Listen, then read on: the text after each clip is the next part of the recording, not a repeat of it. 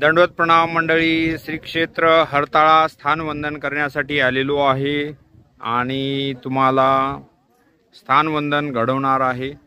पाठीमागे पाहू शकता आपलं स्थान आहे ते आणि बाजूलाच एक छोटीशी नदी आहे।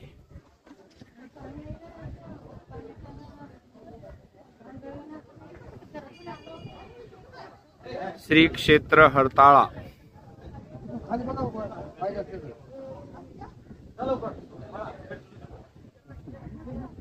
चप्पल इथे उतारा, चप्पल खाली हे भोजन स्थान बरोबर। चांगदेव येथील हे भोजन त्यांना पहिले हरताळा पायसा दिमायचा भोजन स्थान। मग इथे स्वामींनी आल्यावर एक सरोवर होता पहिला। हा डॅम म्हणण्याची गोष्ट होती, म्हणजे श्रावणबाळाचा रक्त सांगण्यामुळे ते विषारी झालं होतं ना, तिथून मी सरोवर नाव होते। मग यामध्ये त्यांनी ते पाणी विषारीपणा त्याचा नाहीसा केला आणि स्वामींना मग सांगितलं सर्वांना तुम्ही पाण्याला पिऊ शकता। मग स्वामींना त्यांनी आसन केलं, मग इथे आसन झालं आणि त्या टायमाला मातीचं आसन झालं। स्वामींना मातीचं आसन मस्त केलं, मग स्वामींना लगेच बसवलं। मग त्यांना अगोदर त्यांची पूजा केली, त्यानंतर पूजा अवसर झाला, मग संध्याकाळचं भोजन झालं। मग एक त्यांना पानाचा विडा दिला, जसं त्यांना तांबूळ पसंत त्यांना विडा झाला। मग पानाचा विडा दिल्यानंतर स्वामींना संध्याकाळचं आसन पुढे टाकायचं। तर मग थोडं वरती गेले भक्तीजन, म्हणजे अशी थोडी टेकडी होती। मग इथे वडाचं झाड होतं, मग वडातळी आसन म्हणजे एक रात्राचं वास्तव्य स्वामींनी इथे घेतलेलं। मग पुन्हा सकाळी उठले स्वामी।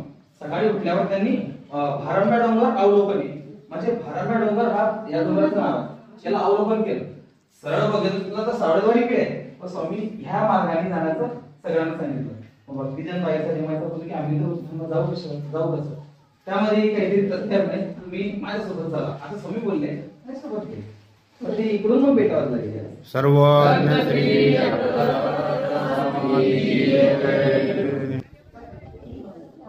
हरताळा येथील भोजनता स्थानाच्या बाजूला असलेले हे तळे पाहत आहे।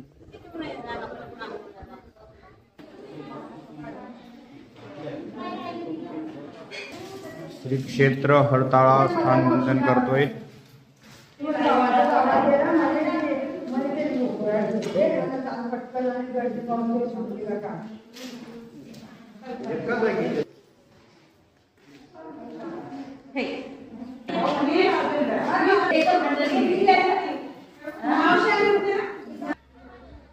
श्री क्षेत्र हरताळा।